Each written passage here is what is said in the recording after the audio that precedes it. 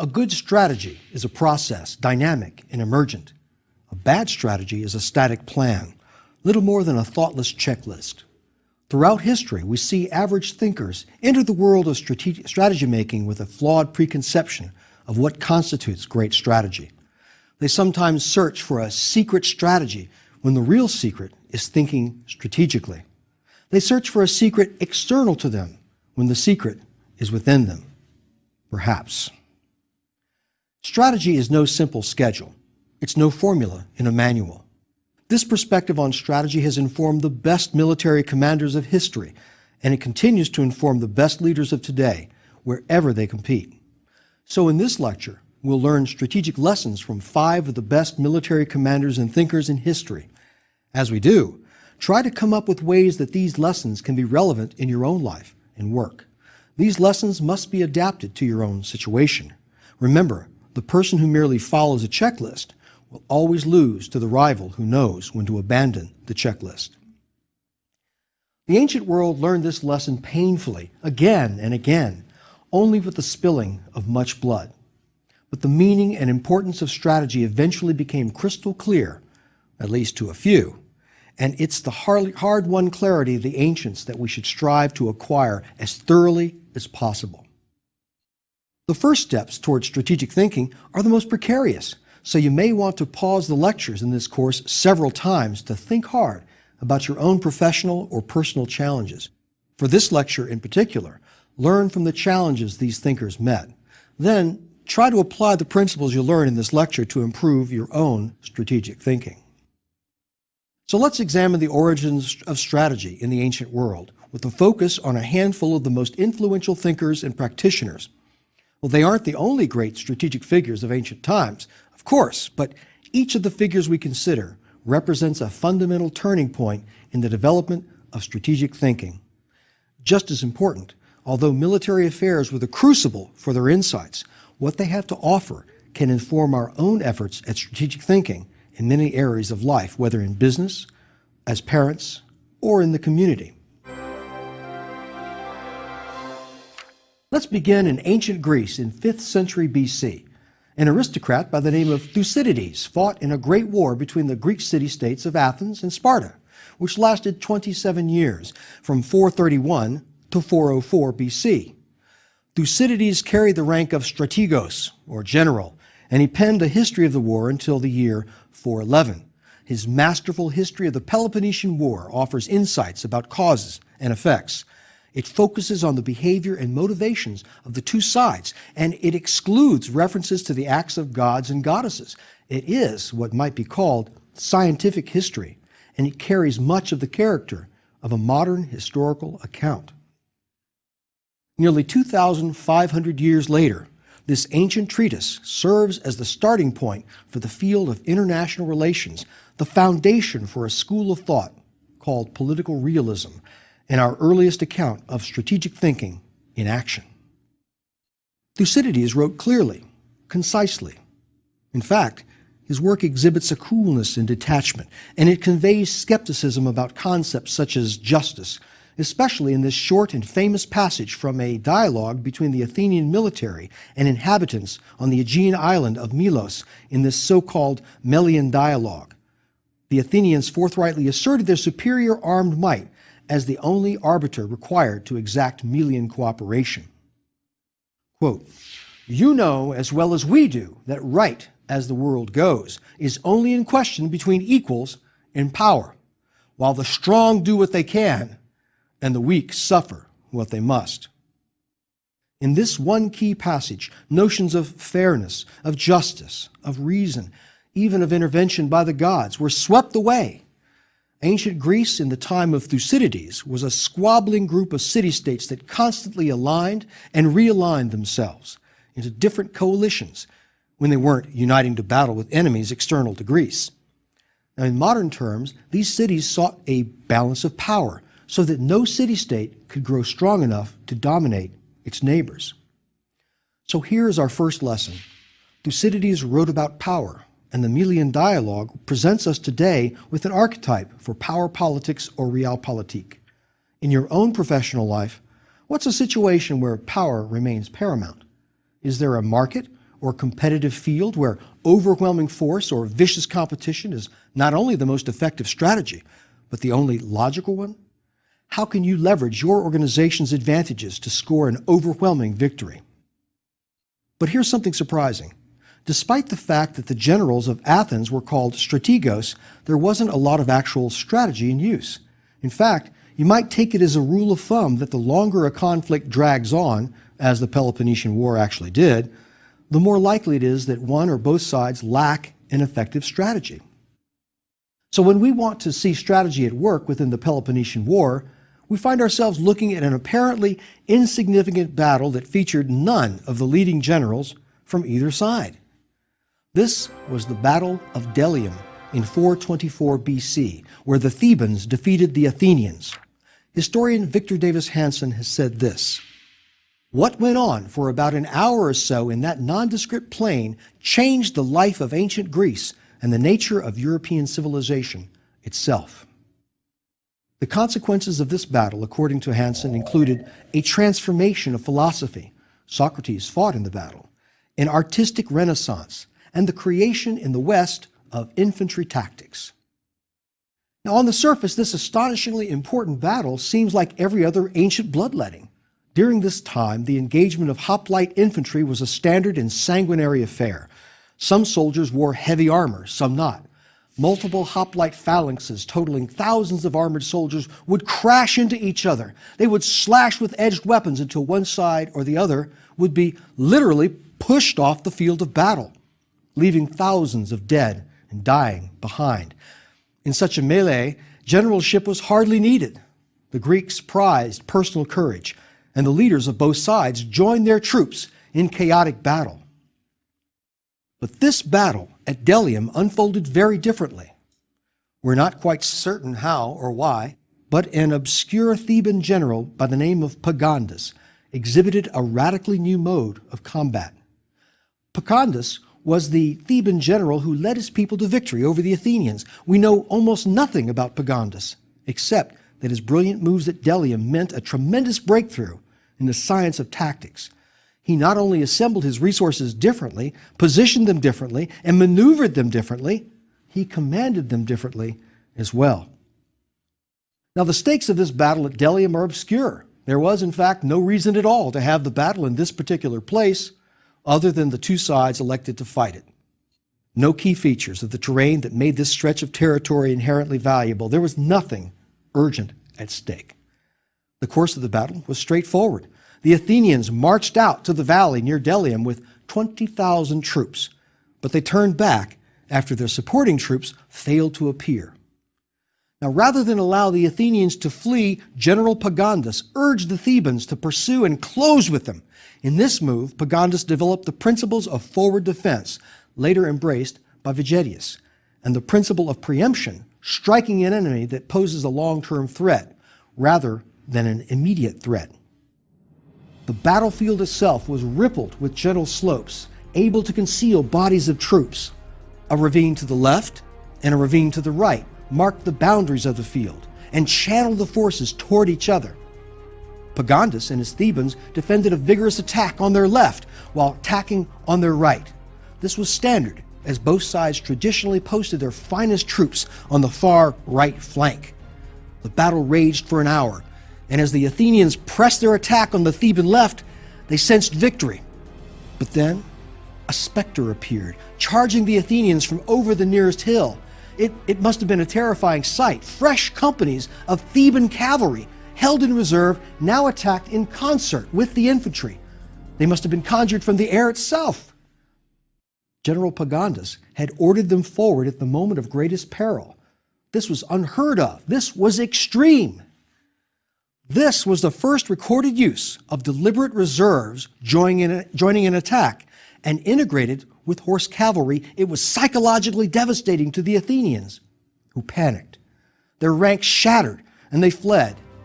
Four incredible things had occurred at once. First, General Pagondas had maintained a reserve force of cavalry, and he had maneuvered them out of sight to his extreme left. Second, at the moment of seeming Athenian triumph, he ordered his cavalry forward to surprise, to disrupt, and to cut down the Athenian infantry. Third, unlike his Greek counterpart, General Pagandus was not at the forefront of the fighting. Instead, he monitored the situation and controlled his forces from a distance, much as a modern general might do. And fourth, he had deepened the ranks of his own right wing to give added weight to his flank and ensure superiority at that point. Pagandus was also responsible for other innovations. He created a unit of shock troops with a select band of 300 called the charioteers and foot soldiers. This is the first use of what we call today an elite corps or special forces. Delium also saw the first use of a flamethrower, which Theban forces used to scourge the remnants of Athenian troops who had taken refuge after the battle in the precinct of Apollo at Delium. And so the Battle of Delium counts as the birthplace of a science of Western tactics. It is here, at Delium, that the abstract knowledge of how to manipulate forces on the battlefield to overcome enemy numerical superiority, unfavorable terrain, or inadequate training and weaponry began. The old checklist approach had been replaced.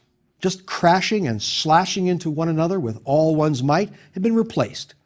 The arrival of tactics meant that forces could appear at special times, have special abilities, use special formations, and place the commander in a special location. So here we come to our second strategic lesson for today. Surprise innovations can often turn the tide of an evenly matched struggle. So here's your task. Where are you stuck fighting a battle with traditional tactics? Can you think of a completely new way to fight, one that will catch your opponent or competitor off guard, just as General Pagandus outmaneuvered the Athenians through innovation? Roughly contemporaneous with the internecine Greek wars of the 5th century and halfway around the world, another civilization was spawning another influential contributor to strategic thinking. China offers us one of the most well-known examples of strategic theory, the art of war, popularly attributed to Sun Tzu. Some scholars have suggested the work might have several authors, or even that Sun Tzu might be wholly mythical, but a majority of scholars now think that the author was an actual historical figure, a military general named Sun Wu, who served under King Helu of Wu in and around 512 BC. This work was perhaps expanded by others in subsequent centuries, and it greatly influenced military thinking in Asia, and it impacted Western military thought beginning in the 19th century. Sun Tzu's brilliance lay not in providing a checklist of how to wage war or to compete against one's enemies, but in his recognition of the fluid nature of reality and how any practitioner of strategy must constantly adapt to that reality. In fact, Sun Tzu enunciated his principles so that they can apply in several arenas, from the battlefield to public administration, to planning, to diplomacy and international negotiation. Key to Sun Tzu's thinking and the lesson of his work for our own strategic thinking is his realization that all plans are temporary. Sun Tzu knew that a plan can become obsolete as soon as it's crafted. He said that the decision to position your forces in competition depends on two major factors. The decision must be based first on objective conditions in the physical environment, and second, the subjective beliefs of your competitors in that environment. Here, Sun Tzu originates a view shared by elite strategic theorists all the way to the present, that the most brilliant plans are those that spring into being in the dynamic of action and response. In hindsight, the plan can appear foreordained, however brilliant, but it is really the result of decision and counter-decision in the heat of the moment by those trained to think strategically and tactically. This action-response dynamic infuses Sun Tzu's writings with power, and it confers on those writings their relevance today. Sun Tzu thought that strategy was not mere planning in the sense of working through an established list. Instead, strategy requires rapid responses to changing conditions based on sound judgment and principles. Now, sure, planning works in a controlled environment, but in a rapidly changing environment, competing plans collide, and this collision creates unexpected situations. It is our response to those unforeseen situations that mean the difference between victory and defeat. Sun Tzu's approach to the study of war elevated the activity to the realm of philosophy. digging a deep foundation for what to some might appear the work of the artisan, of the craftsman. For Sun Tzu, the activity of war was too pivotal in the lives of men to leave to the whim of mere practitioners. He said this: "Warfare is the greatest affair of state, the basis of life and death, the way, the Tao, to survival or extinction. It must be thoroughly pondered and analyzed."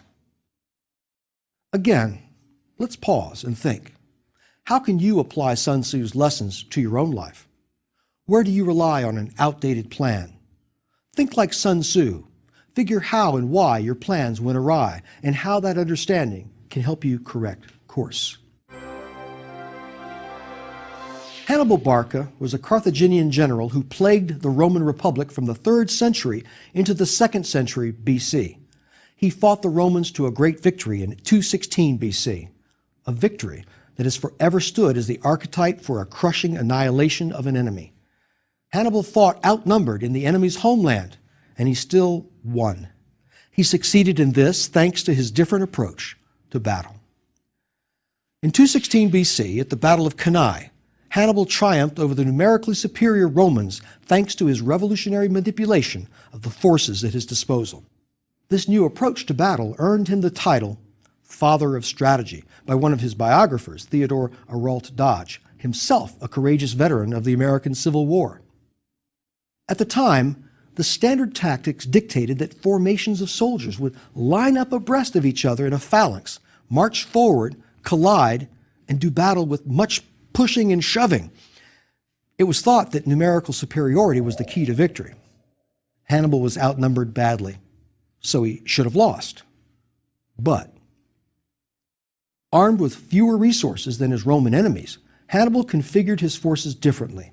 He didn't follow best practices of his day and line his soldiers up in the usual way. Instead, he maneuvered and outsmarted his Roman enemy with a battle plan that turned the Romans' own tactics and tendencies against them. It was Hannibal's bold way of thinking that yielded his success in battle, not the following of a checklist of the contemporary strategy. Hannibal's forces were outnumbered. Estimates vary, maybe 80,000 Romans versus 40,000 infantry and 10,000 cavalry. In the conventional military thinking of the day, this meant a Roman victory should be inevitable, especially as we note that Hannibal's forces were a motley collection of mercenaries from Africa, Spain, and Gaul, and they were more poorly armed than their Roman counterparts. But the Carthaginians had the advantage of superior strategy and tactics under superior generalship. Here are the ways that Hannibal upended the conventional thinking of his time. Opposing Hannibal was the Roman army under 2 consuls, Paulus and Varro, and they rotated command of the army each day. Paulus was cautious, and Varro was impetuous. This Jekyll and Hyde leadership arrangement meant discontinuity in execution. In fact, Hannibal knew the hot-headed Varro was commanding on the day of the battle, and he counted on Varro's fervor to lead the Roman army to its destruction in a series of blunders. First, the Romans marched forward in a narrow and deep phalanx that matched the front of Hannibal's smaller force. The Romans could have easily extended their front to either side of the Carthaginians. That maneuver alone might have saved them from eventual destruction, but they did not. The Romans presented a narrow front, and this alone greatly negated the Roman numerical advantage. Of what use are superior numbers if the vast majority of them cannot reach the enemy? Second, Roman training dictated that they pursue a fleeing opponent. So when the Gauls and the Spaniards to their front appeared to break and withdraw, the Romans pressed forward. This left the African infantry to the Roman flanks, where they were most vulnerable. Third, the Romans were taken unawares at a change in cavalry tactics. Once Hannibal's cavalry had driven off the Roman cavalry, his horsemen did not pursue the Romans, as was customary. Instead, the horsemen fell upon the rear of the masses of Roman infantry, which became more tightly packed by the minute. The envelopment of the Romans was complete, their destruction inevitable. Hannibal achieved the greatest and most complete victory in the history of warfare by utilizing not superior numbers and strength, but by superior strategy and extraordinary tactical execution to envelop a superior foe and completely destroy it. 50,000 Roman soldiers died that day, not from lack of equipment, not from lack of numbers, not from lack of courage. They perished because of superior strategy and flawless execution. And that is Hannibal's lesson for us. When faced with superior competitors, you can use your knowledge of their habits and their weaknesses to outsmart them. Pause now. Survey your own competitors. Which ones have quirks or weaknesses that you know about? How can you invert commonplace thinking and outmaneuver them when they're falsely feeling most confident? The most brilliant of strategic contributions are often those we take most for granted. The world at large has largely forgotten the man called Vegetius, and this is because his brilliance had become our commonplace. Vegetius was a Roman administrator who lived in the late 4th century AD. During a period of Roman decline. In fact, the empire disintegrated a century later. At the request of Emperor Valentinian, Vegetius prepared a treatise called Epitoma Rei Militaris, or a summary of military matters. With the Roman Empire in decline, Emperor Valentinian wanted to know how his own ancient Romans had organized their military matters so successfully. The result was Vegetius's summary, which became the most popular military handbook for more than 1,000 years after its publication. It became, in fact, the military Bible of Europe until the Napoleonic era. George Washington carried a copy with him and even made his own notations in the margins. Open a copy and discover a list of seemingly pedestrian topics, the selection of recruits, their training in arms, and the training in battle formations, organizational topics of unit division, promotion and pay, auxiliary services, legion battle tactics, and the use of fortifications and of naval power. A layman might ask, how does this detailed and mundane prescription for the organization of a Roman legion link to high-concept strategy? Where is the theory? Where are the secrets of battle, the keys to victory? The key, as we shall see time and again, lies here, in our own minds, in our cerebrations. The triumvirate of strategy is intentions, capabilities, and resources. The whole of Vegetius's work addresses how the military may develop its capability to achieve the aims of strategy. The dominant theme running throughout Vegetius's work is built around the development of superior military capability prior to battle. He hammers home the quartet of thorough training, strong discipline, hard work, and sound planning. These are the elements of strategic preparation that form the heart of strategic capability. Key among his directives was an emphasis on need for strategic reserves, and he was quite specific as to their use. Vegetius wrote this: "It is much better to have several bodies of reserves than to extend your front too much. Reserves should be posted in rear of the wings, and some near the center, to be ready to fly immediately to the assistance of any part of the line which is hard pressed, to prevent its being pierced, and thereby to keep up the courage of the soldiers and to check the impetuosity of the enemy." Here in Vegetius we find echoes of General Pagandus centuries earlier at Delium, who first exercised the use of a reserve force to decisive effect. Vegetius codified this notion and many others. The work of Vegetius was too late to resuscitate the failing Roman Empire, but his prescriptions guided military thought and organization for 10 more centuries. Few ideas are that durable.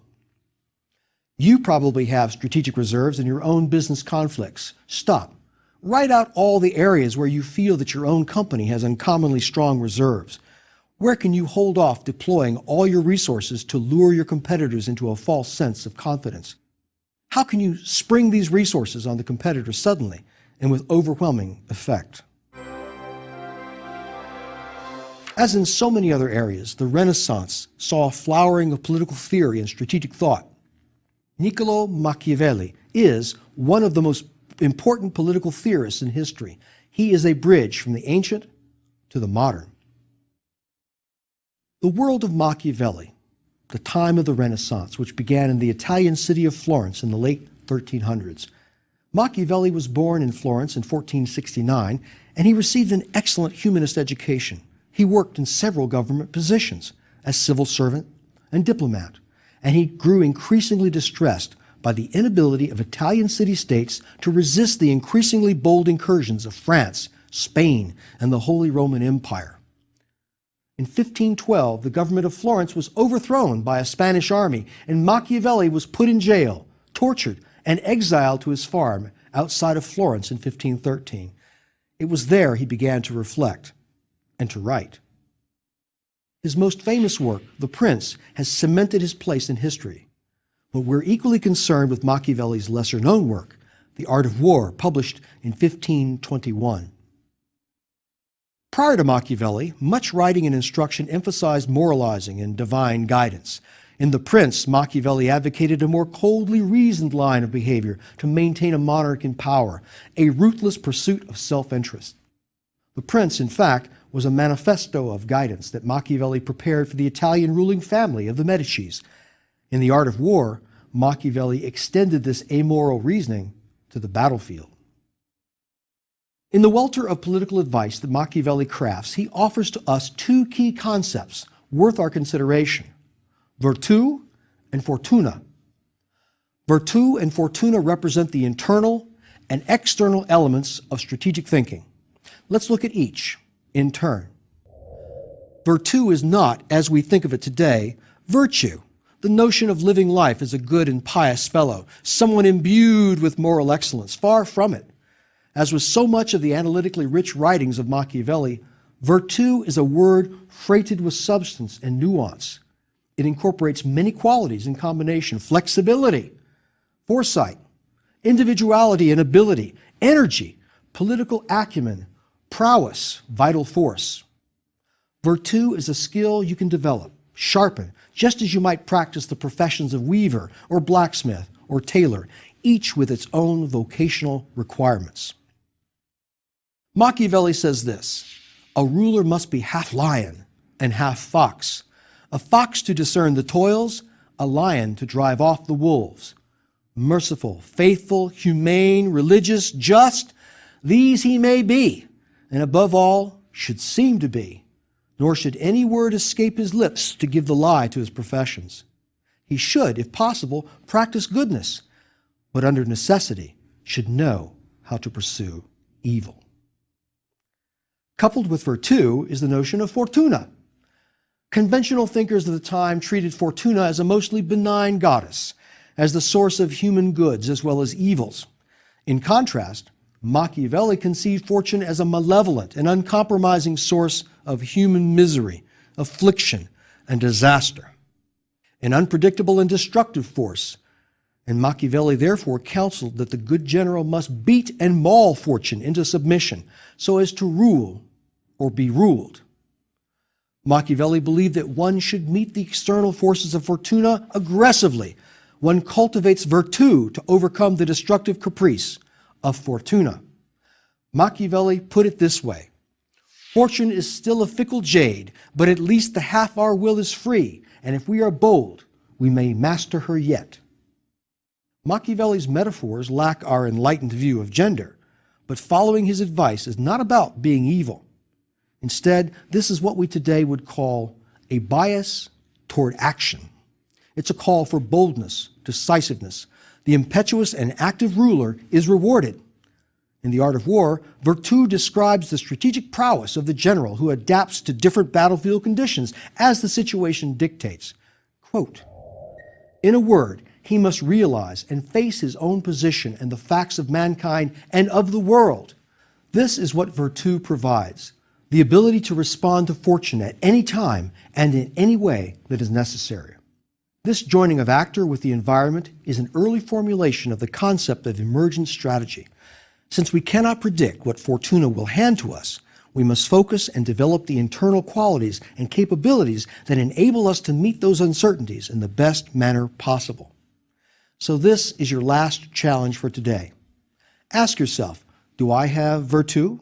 Have I developed the flexibility, the foresight, and energy to outwit even unpredictable fortune? This isn't an easy question to answer honestly. Think back to an unexpected situation that overwhelmed you in the past. Have you learned from it? And if not, how can you? The ancients of strategy provide us not only enjoyable tales of long ago battles, but of actual modes of thinking and practical guidance that we can use right now. First, start with tactics. Any area, no matter how dominated by thoughtless effort, can be transformed by the application of tactics. Try to have special forces used at special times in special ways. Second, plans must change. Learn to recognize the fluid nature of reality and how any strategy must constantly adapt to that reality. The most brilliant plans are those that spring into being in the action-response dynamic of the moment. Third, prepare, prepare, prepare. Strategic preparation is the heart of strategic capability, and this has been true ever since the Roman Empire. Whether you're running a household or a billion-dollar business, training, strong discipline, hard work, and sound planning are the foundation of strategic reserves, which are necessary for many kinds of strategic maneuver. If you have no reserves, you have no strategy.